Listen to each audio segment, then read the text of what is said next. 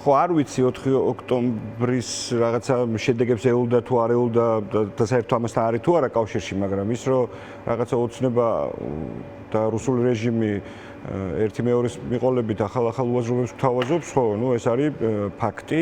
ალბათ დაველოდოთ, მართლა საინტერესოა რა სია უნდა გამოაქვეყნოს კობახიძემ თუ საპარლამენტო უმრავლესობამ, ვინ პოლიტიკოსებს უნდა აუგრძალონ საქართველოს საქმიანობა და ამასზე თანხმობა ვინ უნდა განაცხადოს, ანუ კანონს თითი ვინ უნდა დააჭიროს, თუ ვინ უნდა მისცეს ვიზირება საკონსტიტუციო სასამართლოში.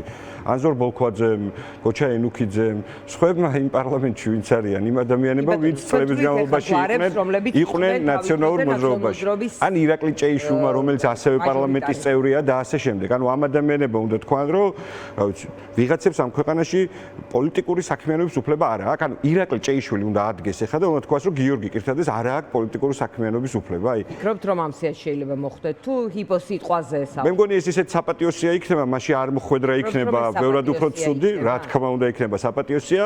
პრაქტიკულად ცხადია, რომ ისევე როგორც დღეს ამ ქვეყანაზე პატრიოტთა უმრავლესობა არის საპრობილეში, ხო? ყველაზე უფრო აქტიურ წინააღმდეგობას ვინც უწევს ივანიშვილს, სხვადასხვა მეთოდებით ებრძვის. ვიღაცები ქვეყანაში ვერ ჩამოდიან, მაგრამ თან რა ვიცი 1000 გვარ ჯარიმებს და 1000 უბედურებას გადაყარა, მაგრამ არა, არ ნიშნავს რომ ავტომატურად ხალხის სიაში მოხვდება. ხო, მაგრამ ის ყავს ტყვეობაში მოხვედრილი. საბოლოო ჯამში ეგ ხო რაღაც დაწერილი სცენარის გაგრძელებაა და ესეთი ამბები გაუვლია რუსეთს, გაიარა ბელარუსმა, ალბათ სხვა ამ ტიპის ქვეყნებმა. ეხლა ის სრულებებიც მათ შორის რაღაცა შეზღუდვებიც, რასაც აწესებენ, ამისი გაგრძელება ხო საბოლოოდ მე რა უნდა იყოს, ჯერ აქციაზე გასვლა არ შეიძლება, იქ რა ვიცი. პირბადის ტარებაც კი არ შეიძლება, ყველაფერზე ციხე, განმეორებით შემთხვევაში მრავალწლიანით შესაძლოა. ამის შემდეგ, რავი, ბელარუსში მიიღეს გადაწყვეტილება, რომ სახლში აპატიმრებენ ხალხს, გარეთ გამოსვლის უფლება არ აქვს. ალბათ შემდეგი ეტაპი, როცა ციხეებში ადგილი არ იქნება, ივანიშვილს წარმოუდგენია, რომ ამასაც კი გააკეთებს. მაგრამ, რავი, მე მაინც ჯიუტად ვარ იმ აზრზე, რაზეც ალბათ ბევრჯერ გვისაუბრია ჩვენ ეთერში, რომ საქართველოს არც რუსეთია და არც ბელარუსი. აქ მართლა სხვა ხალხი ცხოვრობს. და ამისი სად არის ჩვენი გამარჯვების რეცეპტი, ალბათ რა ვიცი, ისტორიის წიგნები უნდა გადავშალოთ და იქ ვნახავთ. წარმოუდგენელია თუ ბელარუსისთვის რუსი ბიძაშვილია და იქ რუსული გავლენები რაღაცა მანდამაინც ისე არ აღიქმებოდა და შეუდარებლად სხვაგვარად აღიქმება, ხო, საქართველოში. ქართველი კაცისთვის, რა ვიცი, რუსი მტერია თავისი იმპერიალისტური ზრახვები და როგორ შეიძლება ამ ქვეყნის მოსახლეობის უმრავლესობას ტვინი იმგვარად გამოურეცხოს ივანიშვილმა, რომ მტერი და მოყვარე აარევინოს და ცივილიზებული სამყარო, რომლისკენაც ჩვენი ისტორიის განმავლობაში მუდმივად მიისწრაფოდა ჩვენი ქვეყანა. ის იმას დაარქვას ეხლა მტერი და, უბრალოდ მტერი და ხო, მოყვარე დაუძახოს რუსეთს, რომელთანაც აგერ ცოტა ხნის წინ მათ შორის ომი ჰქონდა და ჩვენს ბებიებს, ბაბუებს, იმათ მშობლებს რა გაუკეთა, რომ ყველა ოჯახში არის, ხო, ამ ტრაგედიის მაგალითები. 37 წელი არ არის დღეს თანამედროვე მსოფლიოში. ბიძინა ივანიშვილი პირდაპირ მნიშვნელობით ვერ დახვრიტავს ქართულ ხალხს. არა და მხოლოდ დახვრეტა მუშველა თავის დროზე რუსულ რეჟიმს საბჭოთა კავშირს. 1921 წელს საქართველოს დაპყრობის შემდეგ ლამის ყოველწლიური აჯანყებები იყო და 37 წლის დახვრეტები დაჭირდა. ხალხს ვერ გააქრობს ავასცენიდან, საჯარო ცხოვრებიდან, პოლიტიკური ცხოვრებიდან. ფიქრობ თუ არა, ნახეთ, ფიქრობ თუ არა, რომ თქვენი გუნდის ლიდერთა ნაწილს შეიძლება ეს შეეხოს, ასევე ფიქრობ თუ არა, რომ მართლაც შეიქმნება რაღაც ტიპის ვითარება, როდესაც შეიძლება არც ამ პარლამენტს აღიარებთ თქვენ, არც ამ კანონს და ასე შემდეგ, მაგრამ ფორმალურად პოლიტიკაში ყოფნის შესაძლებლობა ამ ხალხს არ ექნება და მართლაც რაღაც ქირურგიული ჩარევით მოხდება გაცხრილვა პოლიტიკური ველის. ანუ ამ რეალობას ხედავთ თუ არა?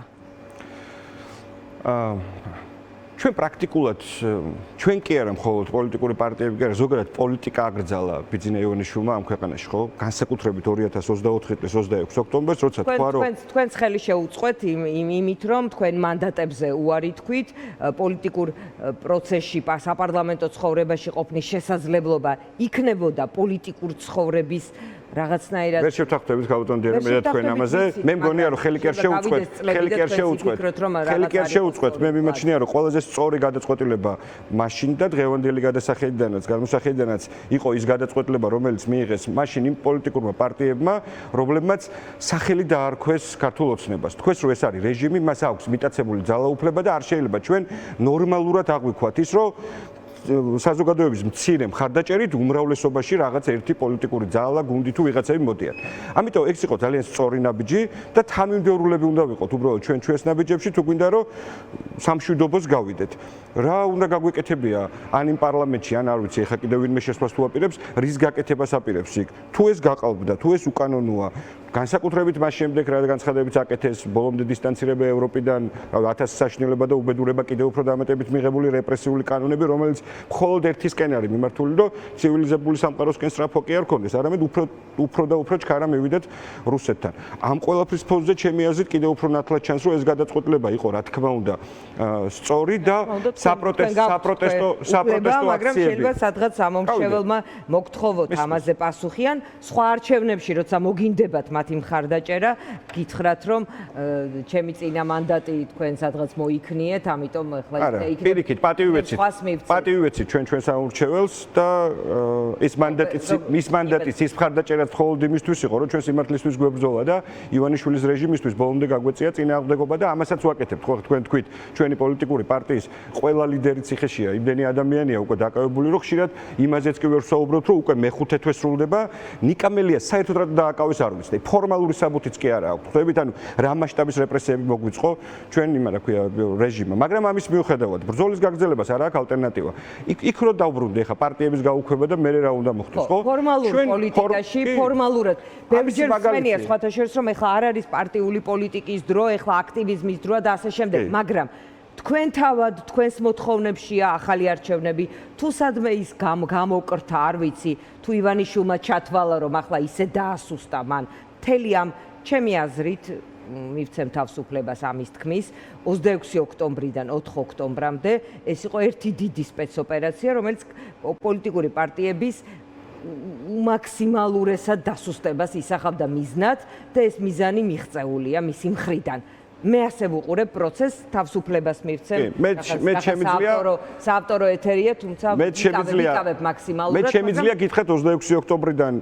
26 ოქტომბრიდან 4-მდე რა დღეში ჩავარდა რეჟიმი მათ შორის ოპოზიციური პროდასავლური პოლიტიკური ძალების წინააღმდეგობის შედეგად კი ბატონო მე როგორც პოლიტიკური ცხოვრების გულშემატკივარი ამ ქვეყანაში, როგორც მოქალაქე ვარ, პოლიტიკური პროცესის მინდა რომ ის იყოს, დუღდეს, არ ვიცი, შეჯიბრებითობა, კონკურენცია, რაღაცნაირად აი პოლიტიკურ პროცესს, როგორც რაღაც ინსტიტუციას გულშემატკივრობ ძალიან და ამიტომ ვხედავ ამ, ასე ვთქვათ, მისი მოსპობის, განადგურების მათ შორის მე ვხედავ თავად პოლიტიკური პარტიებიდან ხელშეწყობას ამ პროცესის. ამაზე შეგვიძლია სხვა დროს სულდაობთ, მაგრამ ახლა გადავდოთ ეს დავა. აქტივიზმის დროაო, მომისმენია, მაგრამ მაინც, აი ვადამდელი რომ დაინიშნოს, მაინც ფორმალურად პოლიტიკური პარტიის არსებობის აუცილებლობა ხომ დგება ხოლმე დღის წესრიგში. კი, მივალ ამ კითხვამდე ოღონდ მცირე რეპლიკას გავაკეთებ თქვენს მოსაზრებაზეც. ის რომ ინსტიტუციების პატივისცემა, ზოგადად პოლიტიკური ცხოვრება, რავი, მნიშვნელოვანი რო არის, ჩვენთვის ალბათ ამიტომაც გადავწყვეტეთ პოლიტიკურ პარტიებში ყოფნა და პოლიტიკური საქმიანობა. მე ძალიან კარგად მესმის, რომ უმნიშვნელოვანესი ინსტიტუცია არის საქართველოს პარლამენტი და მართლა 150 პატრიოტი ადამიანი თუ შეიკრიბება იმ შენობაში, ამ ქვეყნის წარმოუდგენლად სწრაფად წინსული შეაძლებლობები არსებობს და ეს გაიხსნება. ხო, ეს ძალიან კარგად მესმის და რა ვიცი, დიდი პატივია, ბუნებრივია საქართველოს პარლამენტის წევრობა და იღებდა იმ გადაწყვეტილებებს, რომელიც გრძელვადიან პერიოდში რაღაც შენი ქვეყნისთვის იქნება სასიკეთო. ასევე ძალიან კარგად მესმის ადგილობრივი თვითმმართველობის როლი განსაკუთრებით კარგად მესმის, იმიტომ რომ მაგ რაღაც ამიმართულებით პატარა გამოცდილებაც, ხო?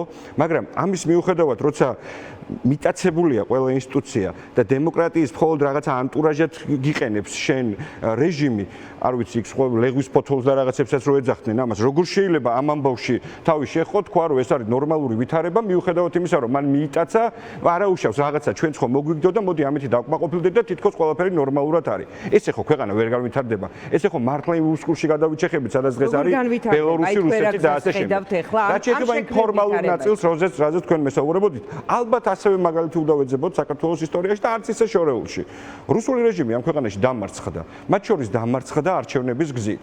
ყველას კარგად გვახსოვს, ხო, ეროვნული მოძრაობის რაღაცა ძალიან მკაფიო და სწორი მოთხოვნა მრავალპარტიული არჩევნებისა, სადაც ნორმალური წესები იქნა მიღებული, მაშინაც ჩაატარა არჩევნები კომუნისტურმა პარტიამ, არ მიიღო მონაწილეობა მიღება მრგვალმა მაგიდამ, მან მოითხოვა სამართლიანი არჩევნები, მიაღწია სამართლიანი არჩევნები და სამართლიანი არჩევნებში გაიმარჯვა. მონაწილმა არ მიიღო მონაწილეობა და მრგვალ მაგიდას მოღალატეებს ეძახდნენ და თუმცა მრგვალმა ოპერაციის მონაწილეებს ალბათ ახლოს ჩაიშალა ის არჩევნები. სხვა შორის მე შეგახსოვდა ჩაიშალა ის არჩევნები შეიძლება თვეები ამერიოს თუ არ თვეები მარტში დაგეგმილი კომუნისტური პარტიის, ხოლო მას შემდეგ რაც მრავალპარტიული ანუ წესები შეიცვალა, ოქტომბერში ქართულმა ხალხმა დაამარცხა. მაგას ვამბობ რომ წესები რომ შეიცვალა იმ ოქტომბრის არჩევნებშიც ბევრი არ წავიდა თქო და ვინც წავიდა ზუსტად გამსახურდია არჩევნების წინა ღამემდე რაღაც მოღალატეს ეძახდნენ იმის გამო რომ ამ არჩევნებში მართალი როცა შეაცვლევიდეს წესები როცა ქუჩიდან ქართულმა ხალხმა მართალი და ზუსტად გამსახურდია როცა ქუჩიდან არჩევნებში მონაწილეობა და ქვეყნის მაგრამ როდის მიიღო როგორ მიიღო ისე კი არ მიიღო როგორც 4 ოქტომბრის არჩევნებში მიიღო ლელომ და გახარია არანაირი მასთან ერთად რაღაცების მიგეხსნა როცა ქალბატონო დიანა კიდევ უფრო მეტად არის გაუარესებული სიტუაცია ვიდრე ეს იყო 26 ოქტომბრის არჩევნებზე როცა არანაირი დამკვირვებელი აღარ არსებობს არც საერთაშორისო არც ეუთოოდირი არც ადგილობრივი კიდევ უფრო უარესდება ხო ნახეთ როდის უნდა მივიღოთ არჩევნებში მონაწილეობა ჩვენ პროტესტით დაღმარჩირო ვართ ხო მატყობთ ამ ხრივ ინსტიტუცი ეს საკანონმდებლო ბაზით და ასე შემდეგ რა თქმა უნდა იმაჩნია რომ საშველი არის ყველა ჩვენთაგანის კიდევ უფრო მეტ გამოფხიზლებაში კიდევ უფრო მეტ ორგანიზებაში ჩვენ უნდა მივაღწიოთ მათ შორის ქუჩის საპროტესტო აქციებით ჩვენი საერთაშორისო მეგობრების აქტიური მხარდაჭერით უნდა მივაღწიოთ იმას რომ ამ ქვეყანაში ჩატარდეს სამართლიანი არჩევნები მე ამაში ვარ დარწმუნებული არა მე მგონია რომ ბევრად უფრო ადრე იქნება. მე მგონია რომ ბევრად უფრო ადრე იქნება ეს ვიდრე 2028 არ დაჭირდება რუსული რეჟიმი როგორც ყავდა 70 წელი, ისევ 70 წელი ვერ იქნება ეს მოქმედი რეჟიმი და არც 2028 იქნება ამისთვის საჭირო მიმაჩნია რომ თუ სწორად დროულად ბევრად უფრო ეფექტურ ორგანიზებას გავაკეთებთ, მათ შორის ქუჩის საპროტესტო აქციებით, ჩვენ მივაღწევთ იმას რომ ივანიშვილს ვაიძულებთ ჩაატაროს სამართლიანი არჩევნები. ან მივაღწევთ იმას რომ ივანიშვილი ჩაატარებს, ან ივანიშვილის გარეშე მივაღწევთ ამ ქვეყანაში სამართლიანი არჩევნები. სხვა გზა არ არსებობს.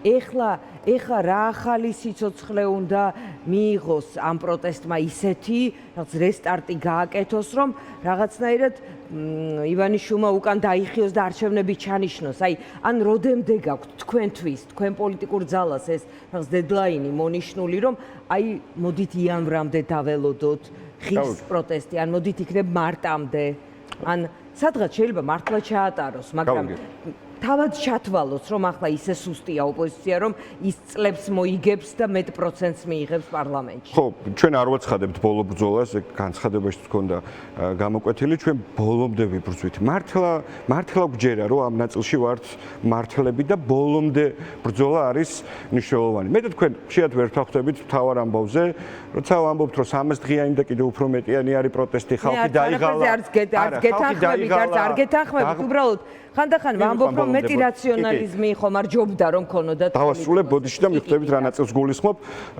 ხალხი დაიღალა, ვიღაცები ემიგრაციაში მიდიან, აქეთ პრობლემებია, ბევრი ადამიანი ციხეშია, აქტივისტები, პოლიტიკური ლიდერები, აქტიური ადამიანები და უჭირს პროტესტს საქართველოში. მე მიმაჩნია რომ ბევრად უფრო მეტად უჭირს რეჟიმს. არ ვიცი, არ უჭირს, არ უჭირს. თქვენ მიპასუხეთ, მე არ მithქვამს უჭირს თუ არა, მაგრამ აი ხედავ განგრძობიც და ვერ ხედავ შედეგს. მე მიმაჩნია რომ ამ პროტესტს რომელიც ლამის უკვე 1 წელია მიმდინარეობს, ქონდა აღმასვლაც, ქონდა დაღმასვლაც 4 ოქტომბრის გადმოსახედიდან უამრავმა ადამიანმა შესაძლოა რაღაცა იმედგაცრუების ბაცილები დაიტვირთა, თუმცა მე მგონია რომ აქედან გამოსვლა იყო 5 ოქტომბერსაც და ყველა ის გაგრძელება, რომელიც ყველა შემდეგ დღეს მოყვა. ის რომ 26 ოქტომბერს ასევე იგეგმება მასშტაბური აქცია და აქვე თქვენს ეთერს გამოვიყენებ და ყველას ვთხოვ რომ მობრძანდეს რესპუბლიკის მოედანზე 19 საათზე, ესეც არის მნიშვნელოვანი, კიდევ უნდა ვაჩვენოთ რეჟიმსაც, ერთმანეთსაც და მთელ მსოფლიოს, რომ ქართველი ხალხი არ ჩერდება და იბრძვის ბოლომდე. ასე რომ მე ვეღარ დავამთავრე ეს ნაწილი, რომ მესმის რომ აქეთ ხარეს რაღაც აღმასვლა შესაძლოა რაღაც პერიოდში დაღმასვლაც მოყვა, მაგრამ რა მდგომარეობაშია დღეს რეჟიმი? გონია რომ ისინი კარგად არიან? რაღაცა თავს რო ძალას დაატანს კობახიძე და გაბადრული სახით რომ ეთერებიდან გვესაუბრება. როგორ შეიძლება ეს იყოს? რა თქმა უნდა, რო არ უჭირდეს იმ კანონპროექტებს, რაც ახლა შეიტანეს კანონპროექტებს ბჭყალებში, ამას შეიტანდნენ.